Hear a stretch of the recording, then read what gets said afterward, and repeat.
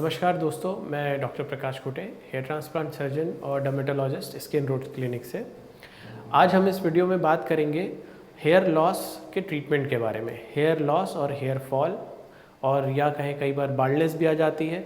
ये सारे जो प्रॉब्लम्स हैं इसको हम कैसे टैकल करते हैं, इसका क्या इलाज है। बहुत लोग कंफ्यूज रहते हैं, बहुत तरीके की चीज़ें ट्राई की जाती हैं, घरेलू उपचार किए जाते हैं, दोस्तों से पूछा जाता है, लेकिन आपको सही जानकारी एक क्वालिफाइड डॉक्टर, एक डर्मेटोलॉजिस्ट ही दे सकता है कि आपको करना क्या है इसमें। देखिए, मेडिसिन्स कुछ होती हैं इसके लिए जिसको हम अगर लें तो हम हेयर लॉस से और हेयर फॉल से छुटकारा पा सकते हैं, बट सही जानकारी बहुत ज़रूरी है। इसके बारे में हमको हमेशा डाउट रहता है कि क्या दवाई लेने से साइड इफ़ेक्ट हो जाएगा या कुछ प्रॉब्लम्स आ जाएंगी, क्या ये परमानेंट है, परमानेंटली दवाइयाँ लेनी होंगी। इसके बारे में आज हम बात करेंगे। तो हेयर लॉस का जो ये प्रॉब्लम है बहुत ही कॉमन है, और बहुत सारे पेशेंट्स हमेशा दवाइयों के बारे में या इलाज के बारे में बात करना चाहते हैं। सबसे पहले हम स्टार्ट करेंगे इसकी मेडिसिन से। क्या क्या मेडिकेशन है इसके हेयर लॉस के लिए या हेयर फॉल प्रॉब्लम के लिए। सबसे पहला जो मेडिसिन हम प्रिस्क्राइब करते हैं पेशेंट्स को वो होता है मिनॉक्सिडिल का लोशन। मिनॉक्सिडिल लोशन के पिछले 50 सालों से यूज़ किया जा रहा है और बहुत ही कॉमन प्रैक्टिस है मिनॉक्सिडिल लोशन यूज़ करना हेयर फॉल के लिए। बहुत ही सेफ़ है, इसमें कोई साइड इफ़ेक्ट एज सच नहीं है। हाँ, कुछ पेशेंट को हो सकता है इससे एलर्जीज़ हों लगाने के बाद, या इरिटेशन आए स्कैल्प में, या कुछ पेशेंट ऐसे शिकायत करते हैं कि थोड़ा क्रिस्टलाइजेशन या डैंड्रफ जैसा उनको फील हो रहा है। बट ये बहुत ही माइनर चेंजेस आते हैं जिसको हम आराम से टैकल कर सकते हैं। जिसको एलर्जी है उसको हम मिनॉक्सिडिल नहीं दे सकते हैं। मिनॉक्सिडिल बहुत ही अच्छी दवाई है हेयर लॉस के लिए और हेयर फॉल प्रॉब्लम के लिए। इसको आपको लगाने का तरीका बताया जाता है डॉक्टर के द्वारा कि आपको इतना अमाउंट में इसको लगाना है, आप इसको इतने समय तक लगाना है। आपको आपकी बीमारी के अकॉर्डिंग हम इसको बताते हैं कि कितना समय आपके लिए सही रहेगा लगाना। कई बार पेशेंट पूछते हैं क्या उम्र भर लगाएं। ज़रूरी नहीं कि सारे पेशेंट उम्र भर लगाएं। कुछ कंडीशंस ऐसी होती हैं, मेल पैटर्न हेयर लॉस हो गया, इस तरीके की कंडीशन में डेफिनेटली हम काफ़ी लंबे समय तक लगाना होता है इसको। बट ये एडवाइस पेशेंट को बिना देखे नहीं किया जाता है। और फीमेल्स जैसे फीमेल्स हो गई, उनको अगर हेयर लॉस हो रहा है या कोई न्यूट्रिशनल डेफिशिएंसी के कारण हेयर लॉस हो रहा है तो न्यूट्रिशनल डेफिशिएंसी को कवर करने के बाद मिनॉक्सिडिल कुछ समय देके हेयर फॉल को कंट्रोल कर लिया जाता है। मिनॉक्सिडिल बेसिकली आपका हेयर में ब्लड फ्लो इंक्रीज़ करता है, इसके द्वारा न्यूट्रिशन इंक्रीज़ करता है और आपको इम्प्रूवमेंट देता है। साइड इफ़ेक्ट अगर हम देखें तो जैसे मैंने आपको कुछ माइनर साइड इफ़ेक्ट्स बताए, उसके अलावा इसके और कोई साइड इफ़ेक्ट्स नहीं हैं। तो अगर आपको हेयर फॉल या हेयर लॉस की प्रॉब्लम है तो डेफिनेटली आप एक डर्मेटोलॉजिस्ट से मिलकर मिनॉक्सिडिल के बारे में बात कर सकते हैं। दूसरी जो मेडिकेशन है जो सबसे ज़्यादा पोटेंट होती है वो होती है फिनिस्टेराइड। बट ये दवाई जो है ये सिर्फ हम कुछ कंडीशंस में यूज़ करते, सारे हेयर फॉल के लिए यूज़ नहीं करते। सबसे पोटेंट का कहने का मतलब ये है, पोटेंसी इसकी होती है मेल पैटर्न हेयर लॉस में। मेल पैटर्न हेयर लॉस जो होता है आपका, ये आपका होता है टेस्टोस्टेरोन हार्मोन से रिलेटेड। टेस्टोस्टेरोन हार्मोन एक और हार्मोन में कन्वर्ट होता है DHT, और ये हमारे हेयर फॉलिकल में जाके अटैच होता है, जिससे हेयर थिनिंग होती है और हमारा इवेंचुअली वो हेयर लॉस हो जाता है। ये जो पार्ट है इसको ये फिनिस्टेराइड जो मेडिसिन है ये रोकता है। ये उस रिसेप्टर में जाके जहाँ पर DHT हमारा अटैच होता है हमारे फॉलिकल से, उस रिसेप्टर को जाके ये ब्लॉक कर देता है, हेयर थिनिंग को रोक देता है, और फिर हमारा वापस हेयर रिवर्स होने लग जाता है, वापस हेयर थिक होने लग जाता है, वापस हो सकता है आपको डेंसिटी वापस मिलने लग जाए। बट ये मेल पैटर्न हेयर लॉस के लिए है।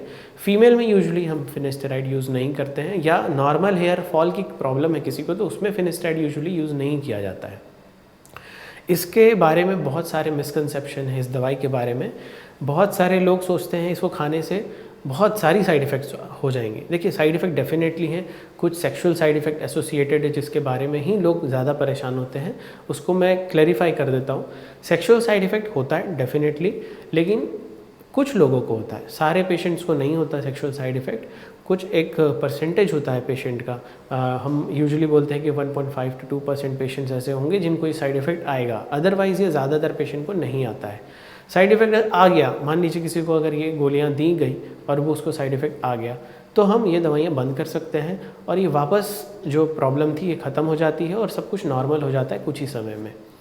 ये जो दवाई देते हैं इसके बारे में हम पहले पूरी इन्फॉर्मेशन पेशेंट को इसलिए बता देते हैं ताकि ये कुछ उनको कन्फ्यूजन ना रहे। कई बार हम चॉइस भी दे देते हैं पेशेंट को कि उनको लेना है कि नहीं लेना है। डेफिनेटली पोटेंट दवाई है, अगर लेते हैं पेशेंट तो फ़ायदा ज़रूर होता है, बट हाँ इसको खुद से ना लें, एक डॉक्टर की सलाह से लें, एक डर्मेटोलॉजिस्ट की सलाह से लें। तीसरी जो मेडिसिन हम देते हैं वो होती हैं कुछ मल्टीवाइटामिन्स, और अगर किसी को हेयर फॉल न्यूट्रिशनल डेफिशिएंसीज के कारण है तो कुछ उनके रिप्लेस करने के लिए न्यूट्रिशंस, जैसे कि biotin, iron, vitamin D, vitamin B12, ये कुछ न्यूट्रिशन होते हैं जो हम लोग यूजुअली पेशेंट को बोलते हैं कि आप हेयर फॉल अगर हो रहा है पहले कॉज पता करिए। आपके ब्लड टेस्ट कई बार करवाते हैं हम कॉज पता करने के लिए, कुछ अगर इसमें डेफिशिएंसी आती तो हम इसको ऐड कर देते हैं ट्रीटमेंट में। जो मेजर ट्रीटमेंट ऑप्शंस हैं अपार्ट फ्रॉम मेडिसिन वो है हमारे पास आजकल बहुत ही कॉमन होता है, वो होता है प्लेटलेट रिच प्लाज्मा, ये शॉर्ट फॉर्म में हम बोलते हैं PRP थेरेपी।